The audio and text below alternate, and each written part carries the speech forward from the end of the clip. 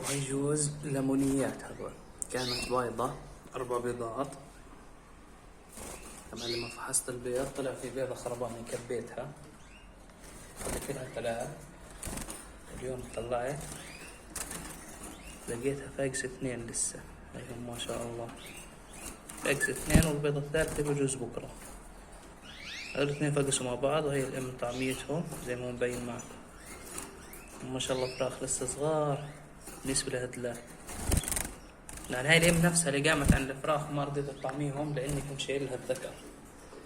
زعلت على حبيبها. هاي شلت الذكر من عندها، جوزت واحدة ثانية، زعلت على حبيبها، بطلت تقعد على البيض.